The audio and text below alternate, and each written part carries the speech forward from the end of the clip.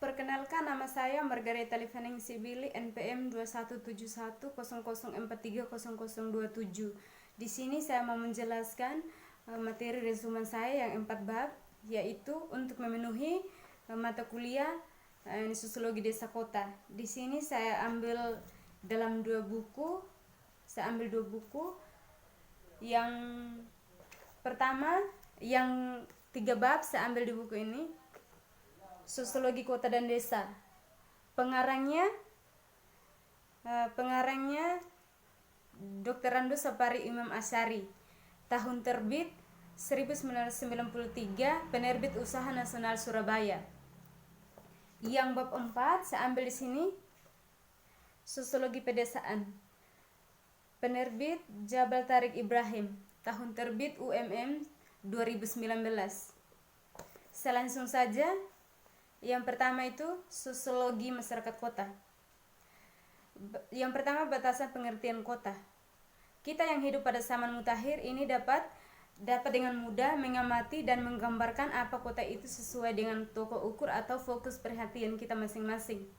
Berikut ini diutarakan beberapa definisi dari para ahli tentang kota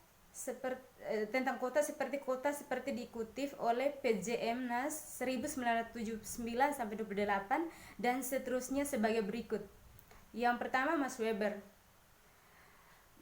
berpendapat bahwa suatu tempat adalah kota apabila penghuni setempatnya dapat memenuhi sebagian besar kebutuhan ekonominya di pasar lokal.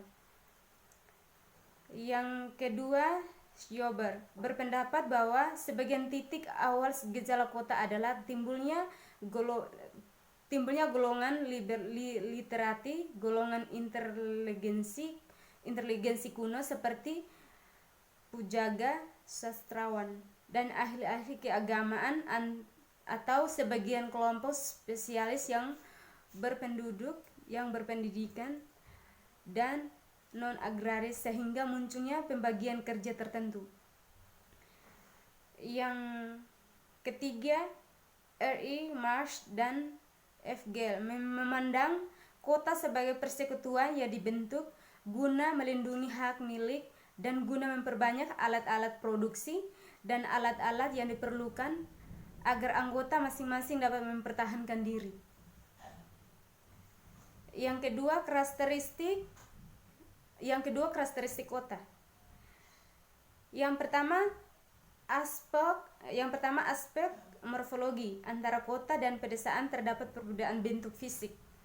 Yang kedua, dari aspek jumlah penduduk. Secara praktis, jumlah penduduk ini dapat dipakai ukuran yang tepat untuk menyebut kota atau desa. Yang berikutnya, C.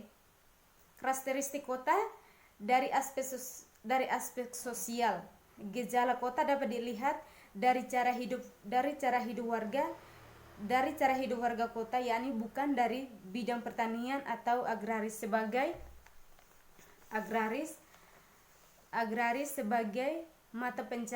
mata pencaharian pokoknya.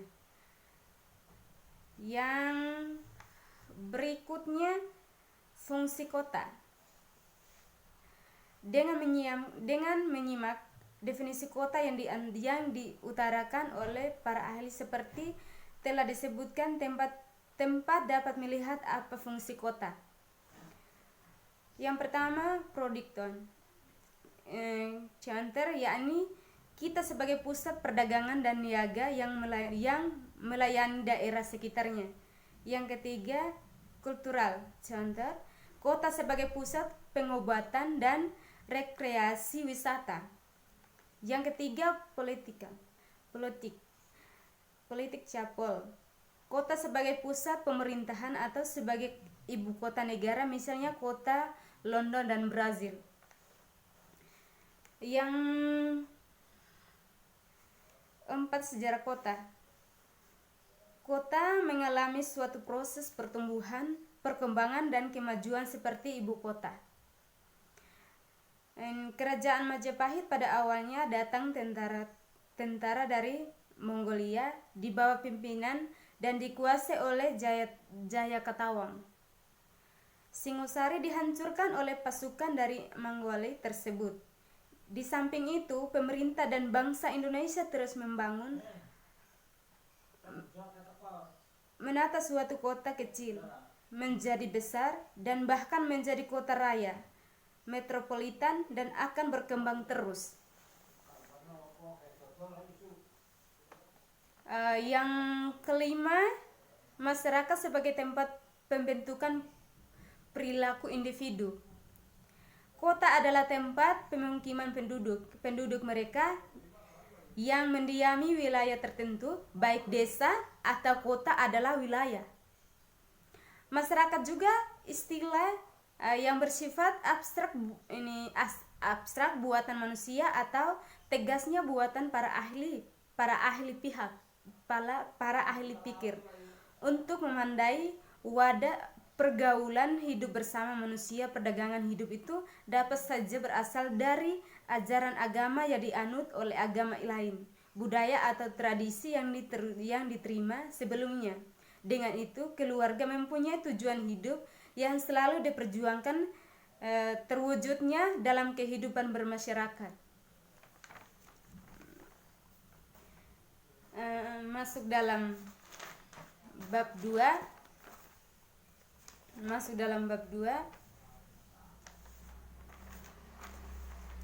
Ini pola ekologi kota.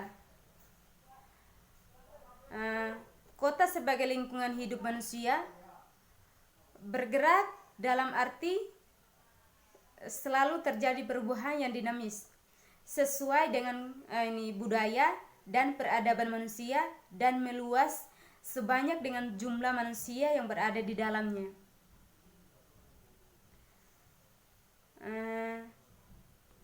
Pola lokasi dan ruang kota. Pertumbuhan dan perkembangan kota sejarah dengan prinsip umum lokasi dan pertumbuhan, sehingga sebuah kota dalam beberapa tahun kemudian menjadi sebuah kota besar, bahkan menjadi kota metropolitan, sedangkan kota lainnya tidak secepat itu berkembang, tetapi sebagai kota sejumlah tidak banyak mengalami perubahan.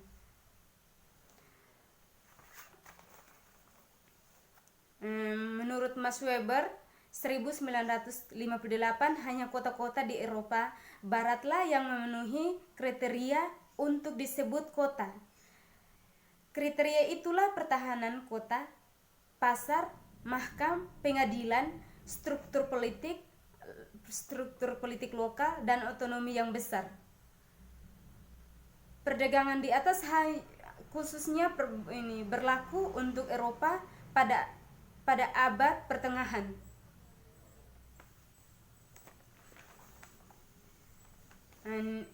Yang pertama, aliran profesi Chai menyebutkan ada 3 aliran. Aliran kebudayaan. Aliran ini berpendapat bahwa kebudayaan manusia harus dipentingkan teknik dan industri. Aliran alami dan mempunyai sikap positif terhadap teknik, tetapi dalam penggunaan teknik dalam teknik alam dan pemahaman. Yang keempat, aliran Neo-Bryon atau aliran Notopia selain berpendapat bahwa dengan 3 aliran yang telah disebutkan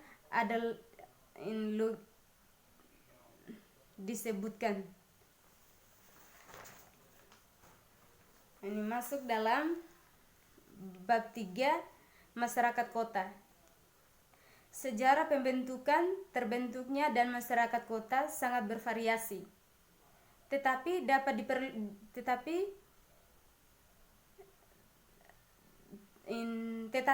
dipikirkan antara lain semula tempat pemikiran penduduk yang kemudian disebut desa. Diawali dengan sebutan tempat sebagai pertemuan antara warga desa di sekitar daerah itu, baik untuk keperluan tertentu